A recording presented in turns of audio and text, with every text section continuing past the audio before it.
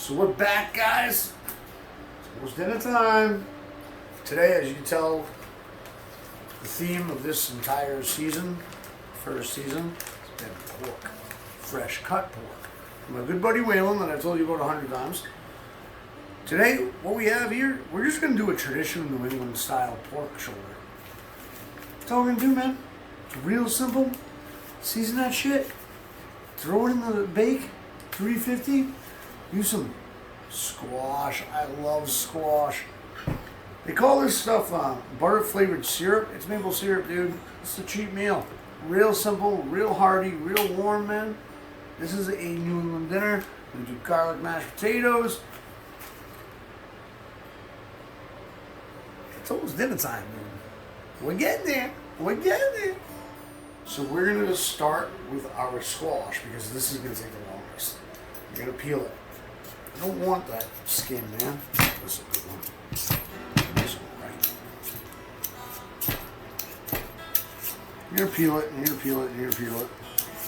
Peel the whole thing. Peel all that skin off because we're going to bake our squash today. So by baking it, this is just going to get hard. Almost like potato chips, and it's not good, and it's gross. And I did once fuck up and tried it with the skin on. It wasn't good. It wasn't fucking good. Anyway, so peel this, peel this, peel this, peel this, peel this, peel this, peel this. Why am I wasting my time right now? BAM! That's a hell of a magic trick right there.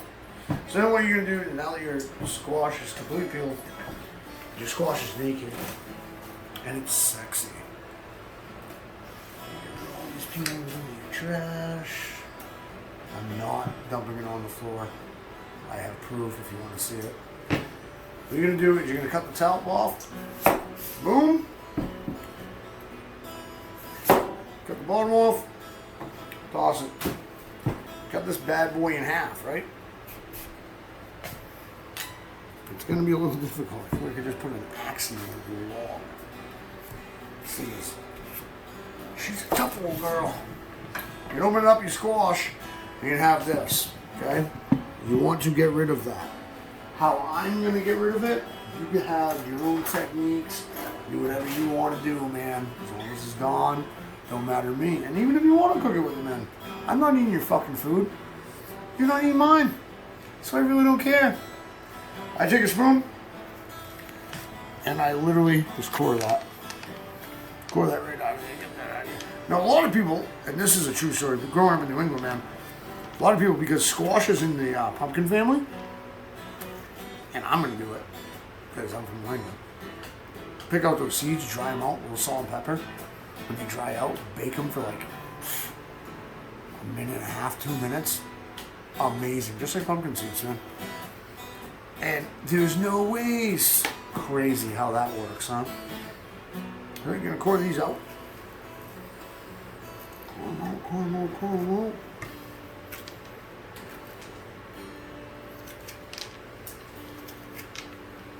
Probably not going to dry out that one.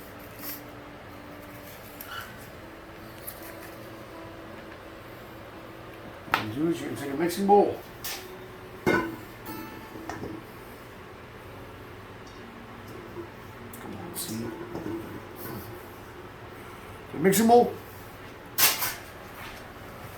Take a little olive oil.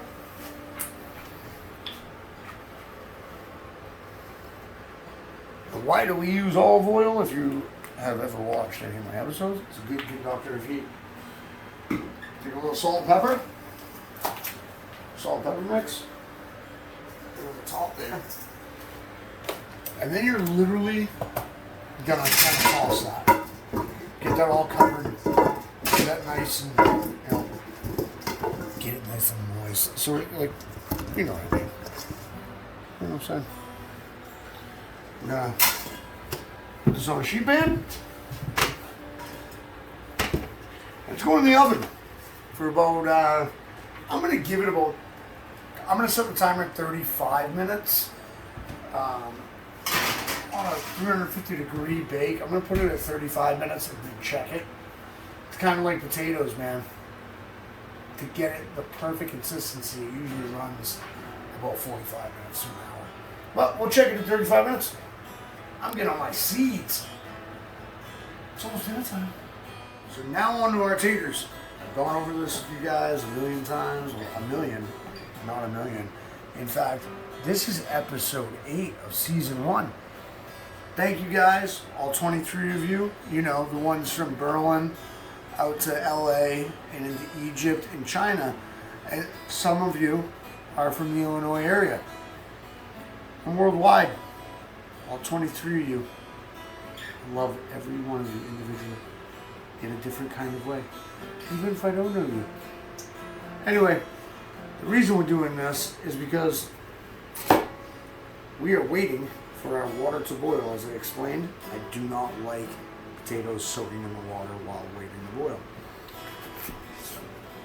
I'm going to do the quarter thing. No big deal. You guys know what you're doing. All 23 of you are pros at this by now. I'm sure you guys would actually cook me a better dinner than I could prepare for you. We're going to quarter, we're going to quarter, we're going to quarter. You know what? I think the water's already boiling. So, you know I love to do it.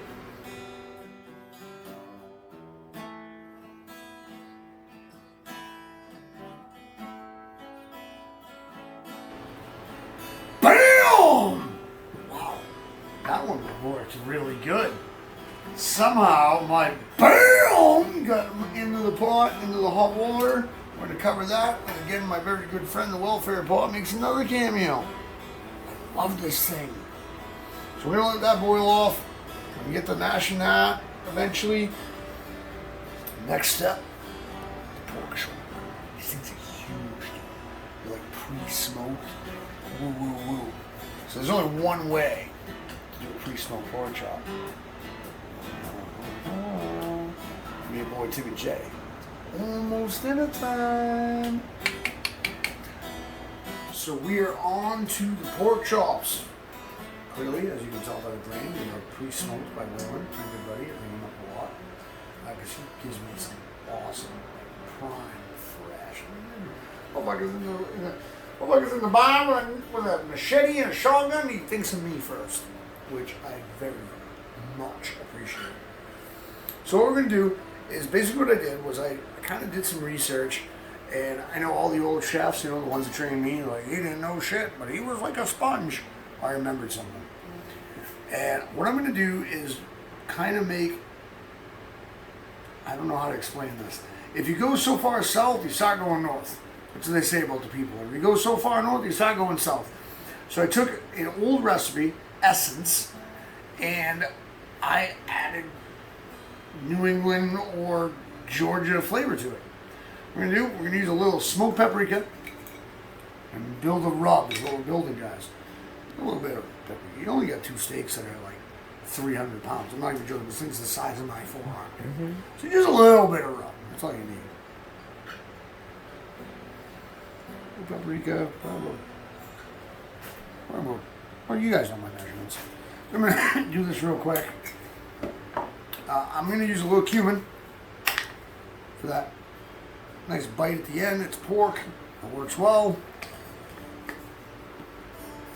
Now, Essence would usually call for, don't rub your eyes, because use your wrist, because that will burn you. Usually ask for cayenne. I want chili pepper powder on this one.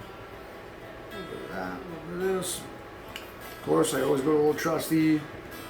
If there's ever worked with me, you know Tim loves his ground mustard. So I want my ground mustard, going garlic powder. Garlic powder, not salt. Thyme. There's times in my hand and on my side. No, literally, there's time in my, it's on my side.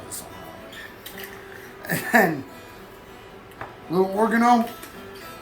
They would usually use fresh, but I couldn't tell the difference between the bottles in my cabinet that I showed you at some point, and I really don't remember. Now, constantly show up, dude. And I forgot to put onion powder on the list of groceries. So I'm going to be real cheap with this. That's what we got to do, right? I'm going to pick up more tomorrow. A little bit. Because I need some more for my potatoes. A little bit. And then, of course, the real old trusty salt and pepper. You have to have salt and pepper. I'm not telling you to put salt on your pepper. I'm saying salt and pepper. It's a joke, guys. Insert bubble here. A little bit. A little pinch. That salt's going to go a long way. I learned my lesson from last time I cooked pork for the Halloween episode. Pepper has a bad reaction to pork that I never realized until my son pointed out, Ricky pointed out, that in fact, pepper is pretty brutal. So now we have our New England, Daytona Beach, Snowbird, Southern weird essence. Now with that time, you're going to want to break that time up a little bit. So when you're mixing it, literally like, do this. You know, before you add that rub to the pork, just break it up a little bit. Break it up, make sure. Now, when you rub it, that's how I do it. I do a little spread. I do a little spread. A little more spread. A little more spread until it's evenly. These things are huge. Spread there.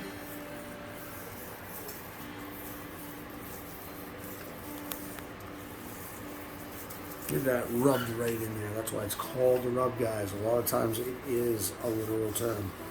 Now, when I do it, I won't do the sides because I love that fat, and that juice will cook so well. That fatty pork. I like it hot. What? So there you go. So now what you can do, 350, squash is still going. I checked the squash, which I will check again. 350 degrees. Those are going to probably take a good 25 minutes to cook. They're big boys. Well, good 25 minutes. Now again, you can just go to your local farmer, man. They will give you shit. They will help you out. They will hook you up if you talk to them. Talk to them. So we're gonna put these in. Check our squash. Squash is still kind of hard. Squash is still kind of hard, so that's gonna go another. We're gonna try to pull them at the same time. You know what I mean? So now we just wait. This is not a. It's almost in the time. It's almost in the time. Stay tuned for more details. So while we're waiting for our squash to be done and our ham to cook, we're going to use those seeds that I talked about earlier in the episode. What I did, I de-seeded, laid them out on some paper towel, let them dry a little bit, just for a little bit, because you're just going to make it moist again.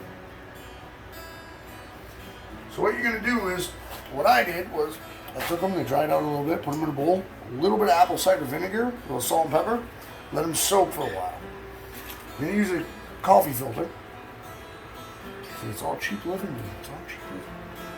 Dump that into your coffee filter. You're going to go to your sink.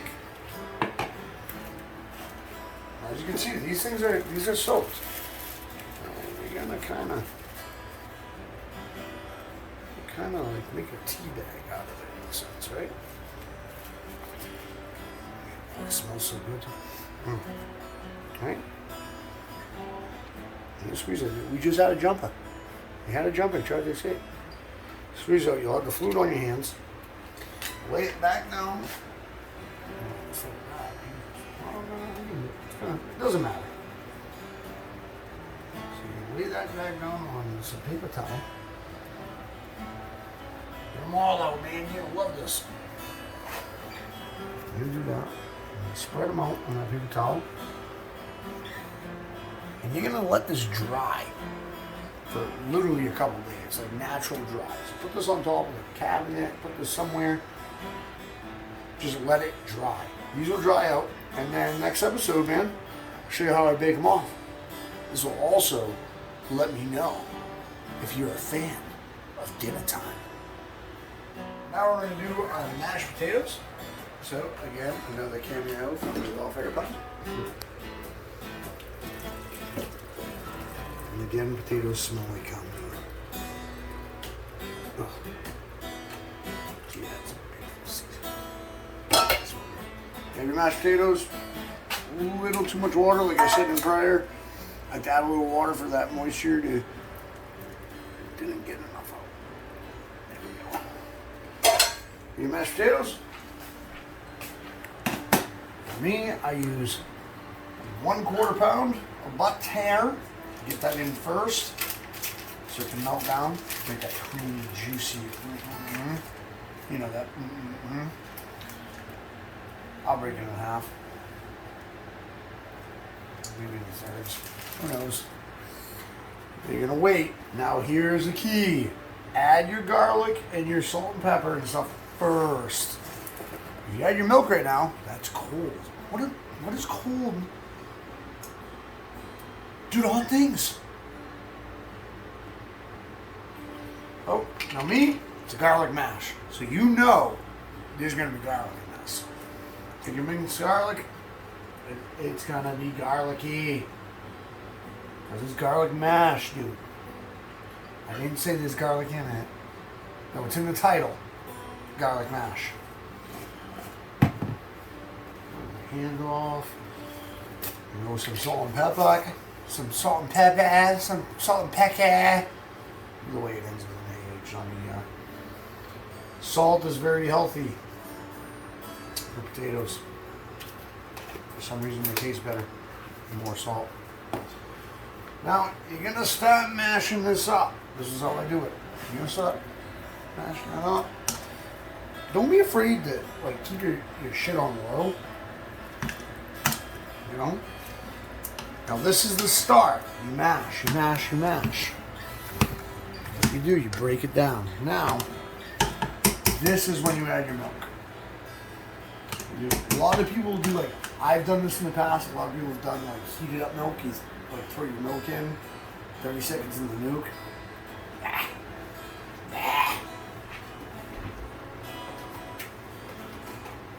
You have some milk, just enough to get it wet. Literally. This is not a cereal bowl. It's not Fruity Pebbles. It's potatoes. Hey, Fruit Loops. Do I look like Toucan Sam to you? Because I'm not. And then like everything else, like I did with the bacon ranch potatoes last episode, you get to a point, it's good consistency, you stir it. You're done mashing it. You're gonna stir it. Because at first when you start mashing, you're like, oh my god, this is soup, dude. Oh my god. And then you're gonna stir it until you get that consistency. Nice thick potato consistency. Oh my god. That smells like garlic mash to me. Cow manure from a cow that just ate 4 cloves of garlic. That's what it smells like to me. I make fun of potatoes, but I actually love potatoes. I am Irish. I mean, isn't that the stereotype? And there it is. Good consistency. Solid stuff. Cover and wait for the squash and the pork to be done. Sounds good to me. Sound good to you? Because now I'm real this time. It's almost dinner time. I think it's ready. I think it's ready. I'm gonna pull those pork chops fast and then shut off my oven right there. Man, I'm hungry. So close to dinner. Pull these. Oh yeah. I'm gonna add those juices at the end of the day. Right to my bottle of bacon grease. Oh, that looks so good. I'm gonna have to use 2 different plates. Alright, so the squash. On to the squash. The squash out of there, we're gonna dump that right in our pot.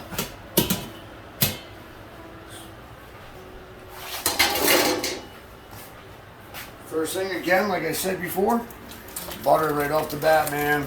Right off the bat. That's how it works. Butter in there. You can break it up like you did the last time. Nice and hot.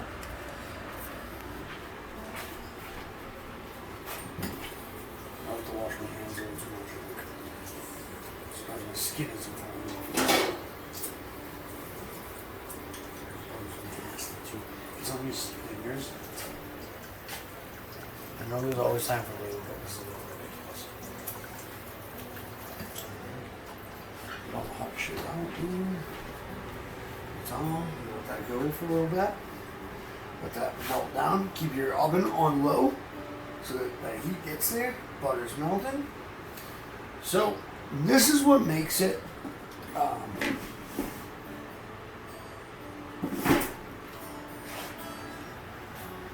where's my masher?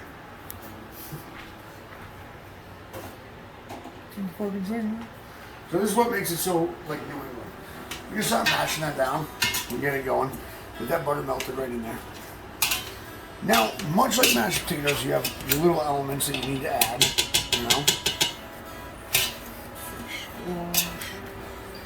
I'm gonna add a little bit of maple syrup. I would have liked to buy some like brochure syrup or some Blaze syrup, some local stuff, but I didn't have time. Like I said, the car's in the shop, so fuck you. So that maple syrup will get nice and sticky, bring it the natural sweetness of the squash, bring that out, get it nice and choppy, get it nice and smooth. We're gonna add a little cinnamon. A little bit of cinnamon. Just for a nice flavor.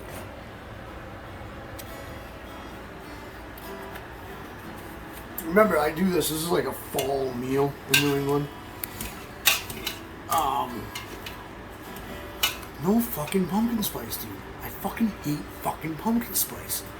I don't even like fucking pumpkin. People are like, hey, do you have a pumpkin beer? Like, fuck you and your pumpkin beer. I just want your beer. I don't want your pumpkin shit. These are the real flavors in New England. They're like squash. And a lot of people do turkeys and like hearty. Big and fat, no fucking pumpkin. I mean, they do have the Dunkin' Donuts pumpkin latte or whatever. Dude, no fucking pumpkin.